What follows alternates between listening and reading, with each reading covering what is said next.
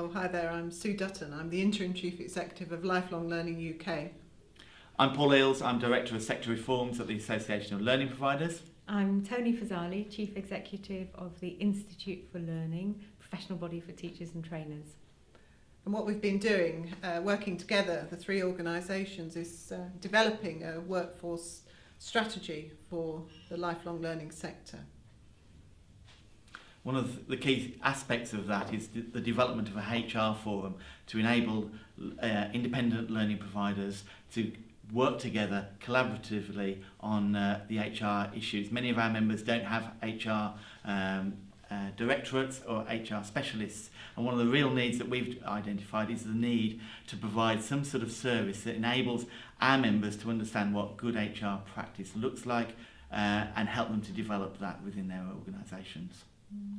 And we have a very large number of members from the work-based learning sector, so they're trainers, assessors, verifiers, trainer assessors. And what's really interesting is the messages they give back to the Institute for Learning, their professional body, is they really want to have benefits that help them in their practice. They really want to have an improved status so that they feel that their proper professional role is being recognised more widely. And they also want to have voice, so they want their experience working with young learners, adult learners in the workplace through apprenticeships, that grassroots experience, that they've got a vehicle with their professional body to bring that to the fore and for that to influence.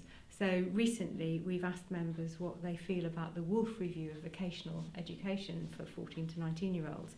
And 5,000 plus, the doors are still open, members have responded with their particular perspective and the support that they have for different themes, or their questioning or lack of support, disagreement over some themes and proposals too. So that's a very powerful way in which, with LLUK and with ALP, that we can share that feedback from work-based learning practitioners, because that in turn then influences and refreshes the strategy, will influence and be helpful to the HR forum and to ALP as a whole. So we think that there's a good synergy, but we're three people and three national organisations, but really the very powerful dynamic is out there with our various memberships. So Paul, particularly with the leaders of organisations, work-based learning providers, and IfL with the practitioners. So there's a huge network beyond the three of us, that's for sure. And one great big ambition that we've got working together on this strategy is to produce a framework of standards and qualifications so that anybody coming into the profession has a natural progression in their career and can get professional status through the Institute for Learning. It's really transformed the approach that we've taken, working together much more collaboratively, and we now will have a qualification route right from the very entry level to the profession right through to level 5. And ALP is delighted that we've been able to work with our partners on this. This is something that we've been really keen to achieve for the last 4 or 5 years, an overarching framework which meets the needs of independent provider staff delivering on the front line who have many and varied roles. So this is a real step forward for work-based learning professionalisation of the workforce. One of the questions might be, why does it matter? So for teachers or trainers or other staff in our organisations to be qualified and to be expert and to keep up to date. So I think it's always good for us to remember, well, why are we here? What are we doing it for? And we're doing it for the 5 million or so young and adult learners in our sector. And that focus on, well, what makes a difference? And the evidence is showing in an Ofsted report just last week indicating that where in work-based learning providers, the teachers, trainers are coming from the industry, so absolutely fresh and up to date in their vocational area, and they're gaining the teacher qualifications, that's making a difference, and that is equating with excellent provision for many learners in work-based learning providers. So I think we've all sharply got that as the end point, that our efforts are to make a difference to the profession and in turn for their learners. And how will the qualifications make a difference to independent providers? For independent providers, it's the overarching framework, I think, is the key.